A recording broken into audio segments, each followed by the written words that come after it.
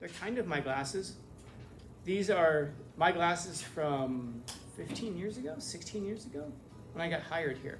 And these glasses, they worked at the time. Now, when I put these on the other day, I was like, whoa, I can't see crap through these. These no longer fit me. I mean, they fit on my face, I suppose, but they're no longer effective. I wonder if I pass these around to everybody, if somebody would go, oh, these are perfect for me, not for the rest of us. Maybe they're perfect for half of you. Maybe they're perfect for 3/4 of you. Maybe they're perfect for nobody in here.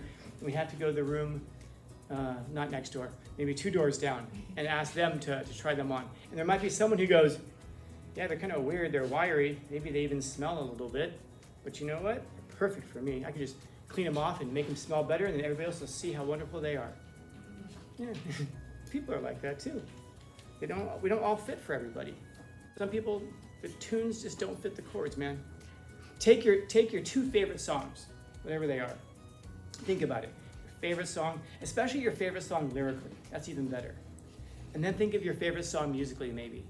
And hopefully they're not the same songs. If they are, pick different songs. And then try singing the exact melody of your favorite lyrics over your favorite song musically, and see if they fit. It's probably not going to fit. It's going to sound weird. Does that mean that there's therefore something wrong with that song and something wrong with that song? No.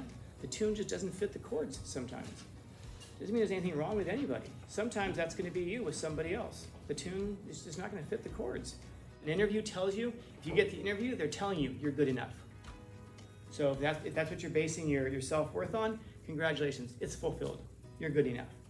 Now the question is, do you fit in the best of all the people who they're interviewing? And some people just fit in better. That might be a good thing. Like if someone tells you no one's ever gonna love you the way I do, that might be a really good thing.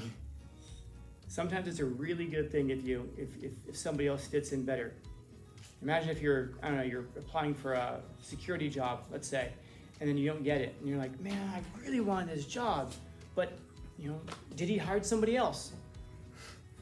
Did you want to be in Diddy's inner circle as a security to be implicated in a lot of stuff? Okay, always at least one person. It all sounds good to me. Probably, yeah, exactly. Yeah, your job is to do the Costco run for the baby oil. Now, you probably don't want to be involved in something like that. It's probably a good thing.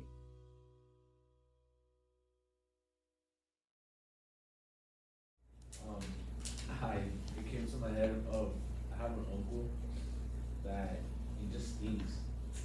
He snores, he stinks. I don't know. It's just like his humor, I guess.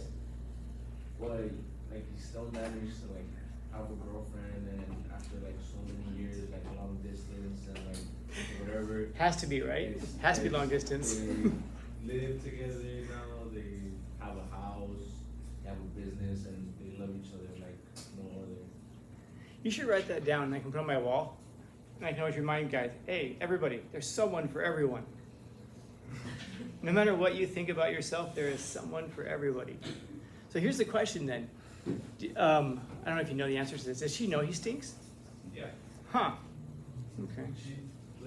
She buys him foot powder, special toothpaste. Oh wow. She tries to fix him. She tries to improve him. Help him because everybody always tells him he stinks. So He probably needs help. yeah. A lot of guys do. I saw a dude at a funeral wearing a SpongeBob hoodie. I don't blame him. I blame the girl who was with him. She let him leave the house wearing a SpongeBob hoodie and didn't say anything about it. Yeah, that's appropriate. Let's go. Yeah. It's one of the ways you can usually tell when someone has somebody. They start dressing better. Yeah. Maybe he has somebody, maybe he'll start smelling better. And it's important, by the way. Why is she buying him foot powder and things? Yeah. And why doesn't she want him to stink? Does she care? I mean, not really. So why does she buy it for him? So other people don't. She wants him to be better, yeah. Not in her own eyes, but she wants, oh, that's beautiful. She wants other people to see him the way that she sees him. And she recognizes that the odor gets in the way. That's important. Yeah, because that's when someone's trying to improve you in these ways, not change your personality, but improve you in certain ways. You know, like I said, do you have to wear the SpongeBob hoodie to the funeral? Yeah, what's wrong with it? He really may not realize what's wrong with it. So sometimes you have to explain it. Should you wear wear your pajamas to the gym? Guys, help your friends out. Tell them to stop wearing pajamas to the gyms.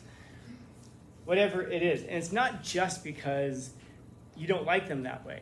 It's because you want them to be, you want other people to see them the way that you do. Because you love them. Because you desire their well-being. You seek their flourishing. And so it isn't that he's perfect. And I was talking last period about that, where let's not begin sentences with things like, look, no one's perfect.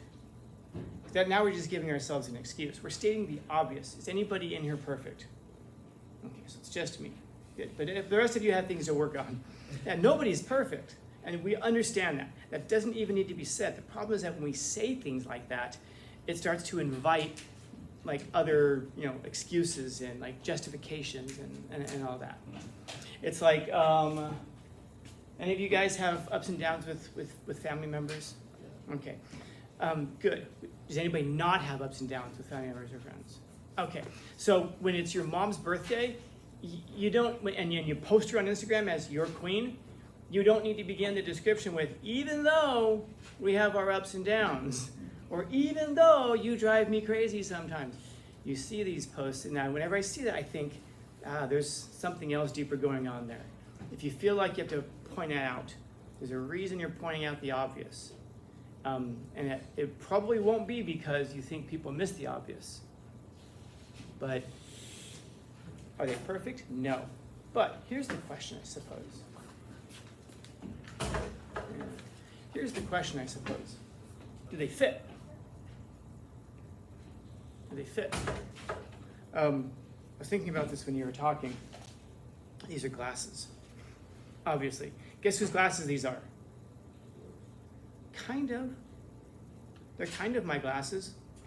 These are my glasses from 15 years ago, 16 years ago, when I got hired here. I got hired here, and then you have to do like an eye exam over the district, and then when I covered one of my eyes, I was like, I don't see very well through that eye. And that's bad, because I'm a right-handed hitter, and that's my batting eye. So I went to the optometrist, and I got glasses. And these glasses, they worked at the time. I put them on once in a while because there's a guy named William Butler Yeats. He's a poet. And when I was a little kid, my mom got me a book of poetry by William Butler Yeats. And I thought he looked so cool. He's got like this arrogant look on his face where he's just like, he's got glasses on his face. And he's like looking down on his audience, literally, because he's on a stage, and metaphorically. He's like, Now, when I put these on the other day, I was like, whoa, I can't see crap through these. These no longer fit me. I mean, they fit on my face, I suppose, but they're no longer effective. I wonder if I pass these around to everybody, if somebody would go, oh, these are perfect for me, not for the rest of us. Maybe they're perfect for half of you. Maybe they're perfect for 3/4 of you. Maybe they're perfect for nobody in here.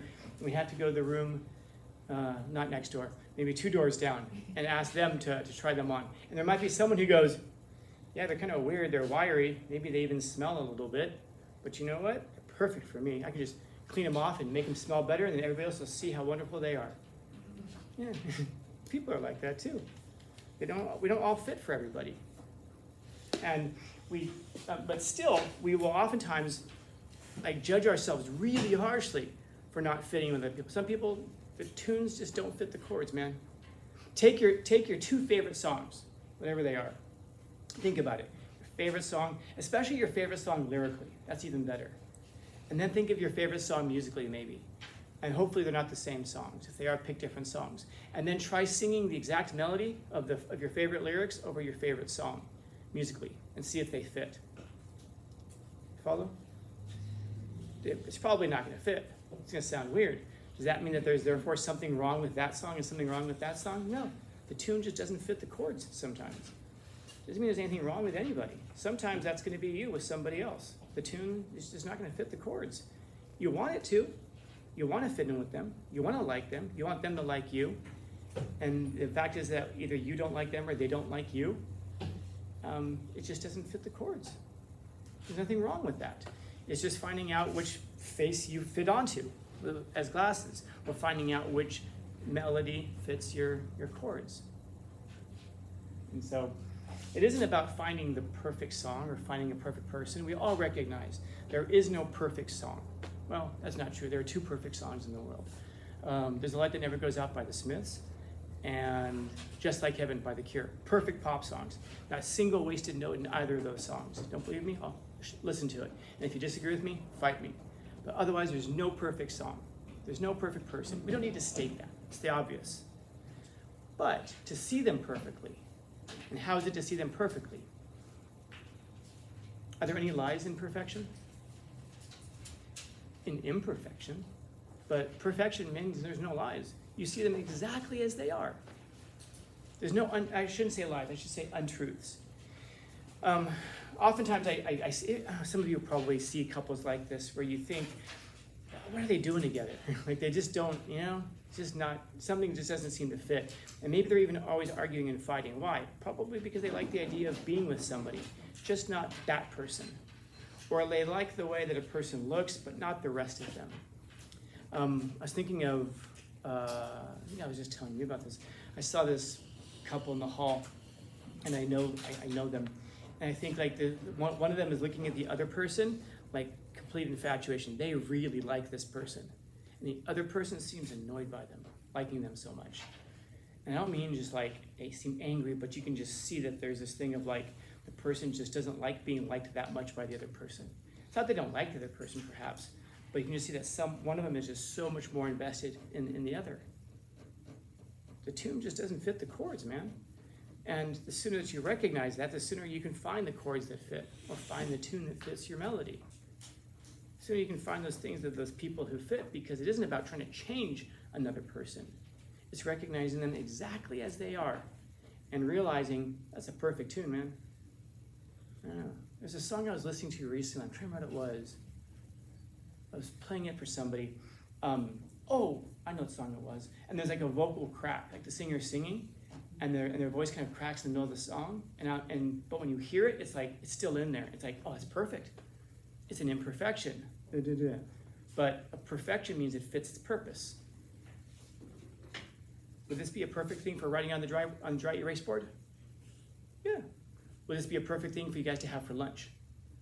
No, it just doesn't fit. So find the thing that fit for their purposes. For that song, that vocal crack, it's perfect. It sounds great. They didn't go back and redo it. They're like, I'll leave it there as it is. So it isn't about finding the thing that's perfect. It's about seeing it for what it is. And not saying, I like it anyway, but instead saying, I love them as they are. Exactly as they are. And how do you know? You don't know how you love them. You ever have somebody try to ask you that? Oh my God. Guys, nobody? What? You ever have somebody ask you this? Why do you love me? Oh God. Right? Oh God. Why do you love me? Oh, would you love me if I was a worm? No, I wouldn't love you if you were a worm. What? No, because I can imagine loving anybody except for you exactly as you are. And if you were a worm, you'd be different from what you are. So no, I couldn't imagine loving anybody except for you exactly as you are. Okay, but so if I was a worm, you wouldn't. Yeah. Why do you love me? How do you know you love me? Why do you love me? I love you without knowing how, without knowing from where or when. You can love somebody because you know no other way than this, that their hand on your chest is your hand, and that when their eyes close, you're the one who's dreaming. That's how you know. Not because they're perfect, but because you see them this way.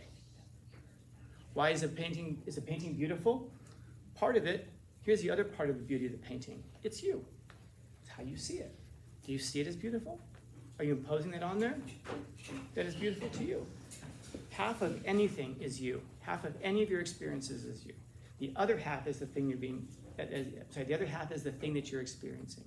Whether it's a person, whether it's a painting, whether it's a life challenge, half of everything is you and how you interpret and how you see it. Sometimes you can force yourself to see it in a good way. Sometimes it just happens. That's chemistry. That's love. Questions? Comments, concerns, complaints, criticisms, critiques. I was gonna say that 'cause I cut voices out at the end. Yeah.